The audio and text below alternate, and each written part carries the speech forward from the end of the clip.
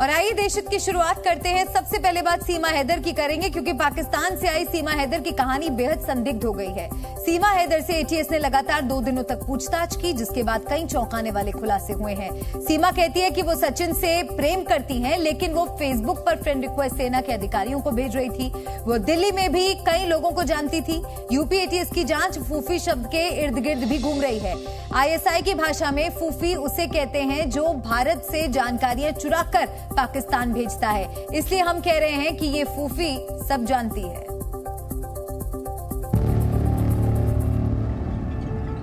पाकिस्तान की सीमा हैदर की कहानी में संदिग्ध गतिविधियों और सवालों की कोई सीमा ही नहीं है। सीमा पर आज ऐसे कई खुलासे होंगे जो इस ओर इशारा करेंगे कि सीमा की सच्चाई पर सिर्फ प्यार का पर्दा है। अगर वो हटा तो बहुत बड़ी साजिश सामने आ सकती है। सीमा पर खुलासा नंबर 1, भारतीय सेना में घुसपैठ करना चाहती थी सीमा। सीमा कहने को सचिन से प्यार करती है, लेकिन उसका मकसद क्या सेना और भारत से जुड़ी खुफिया जानकारी हासिल करने का था?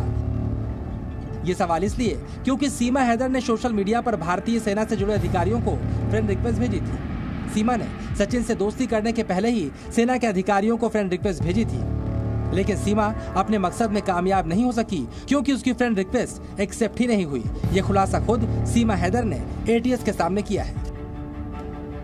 सीमा ने सोशल मीडिया पर जिन जिन लोगों को फ्रेंड रिक्वेस्ट भेजी थी, अब उसकी भी जांच होगी। इस समय सीमा एटीएस की हिरासत में है और उसे अनडिस्क्लोज्ड लोकेशन पर रखा गया है। इसके पहले 17 जुलाई को 6 घंटे और 18 जुलाई को 8 घंटे सीमा से एटीएस ने पूछताछ करके सच्चाई जानने की कोशिश की है। सीमा पर खुलासा नंबर 2, दिल्ली में हर हाल में आना चाहती थी सीमा। एटीएस से सवाल जवाब के दौरान सीमा ने माना कि वो दिल्ली में कई लोगों को जानती है और वो सारे या तो सोशल मीडिया के जरिए उससे जुड़े या फिर ऑनलाइन गेम पबजी से। इसी पबजी के जरिए ही सीमा हैदर सचिन के संपर्क में आई थी। एटीएस ने सीमा हैदर से पूछा, क्या सचिन के अलावा भी भारत में किसी को जानती हो? इस सवाल के जवाब में सीमा हैदर ने कहा, हाँ, लेकिन ठीक से नहीं। जब पाकिस्तान में थी तब सचिन को जानने से पहले पबजी गेम और फेसबुक के जरिए कुछ लड़कों से चैट होती थी, लेकिन बस समय काटने के लिए बातचीत किया करती थी। ना ही मैं उन्हें कुछ ज्यादा अपने बारे में बताती थी और ना ही उन्होंने मुझे कुछ बताया। हाँ, सभी दिल्ली के ही रहने वाले थे। दिल्ली के लोगों से सीमा सोशल मीडिया से जुड़ी हुई है। हो सकता है उसकी मंशा हो वो किसी भी तरह दिल्ली आ जाए और सचिन के जरिए वो अपने मकसद में कामयाब हो गए।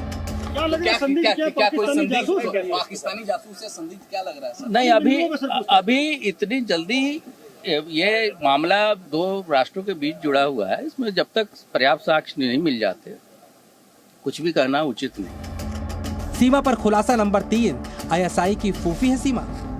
यूपी एटीएस ने सीमा से यह भी पूछा, क्या कभी फूफी और फल कोडवर्ड का इस्तेमाल किया? इस सवाल के जवाब में सीमा ने कहा, नहीं, कभी नहीं किया।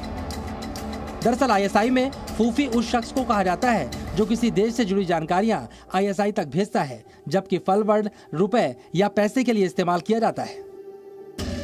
लेकिन एटीएस के साथ साथ देश की खुफिया एजेंसी को सीमा की किसी भी दलील और जवाब पर यकीन नहीं, और यकीन नहीं होने के पीछे कई पुख्ता प्रमाण हैं।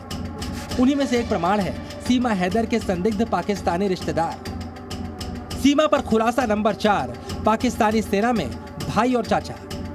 सीमा के भाई और चाचा दोनों पाकिस्तानी सेना में हैं। सीमा के भाई का नाम आसिफ है और उसका चाचा गुलाम अकबर भी पाकिस्तानी सेना में सर्विस करता है।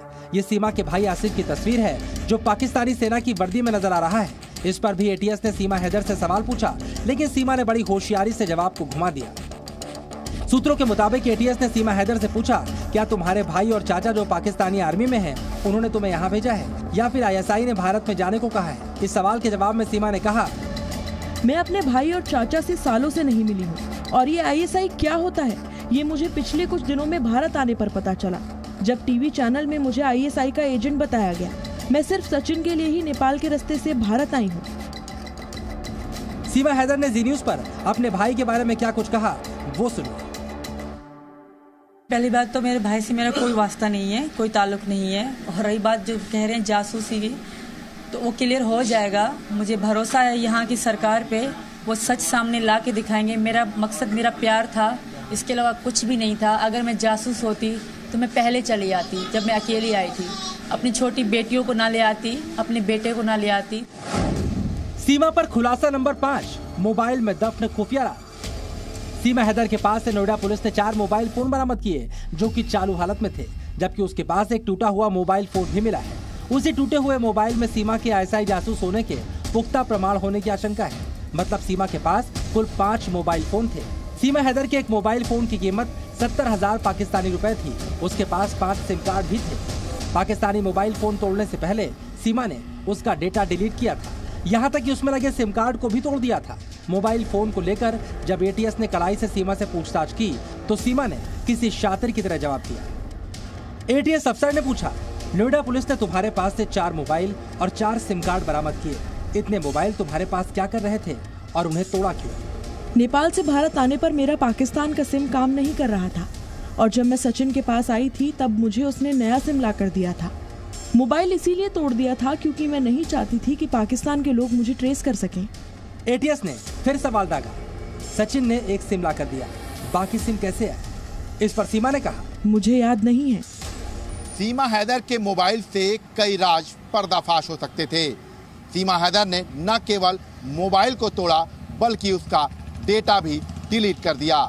ऐसे में फर्जी दस्तावेज और फर्जी पासपोर्ट की थ्योरी पर लगातार सवाल खड़े ही हो रहे हैं। इसीलिए ये कहा जा रहा है कि फोन में अगर जो डाटा था वो सामने आता तो इस पूरी थ्योरी पर मोहर लग जाती कि सीमा हैदर लगातार झूठ बोल रही है।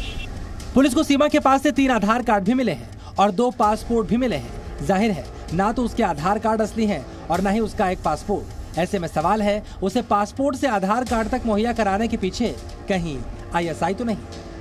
सीमा हैदर भारतीय खुफिया एजेंसियों के लिए पहले के साथ साथ चुनौती बन गई है। इस केस में जितने सवाल हैं उतने ही राज जो धीरे धीरे खुलेंगे।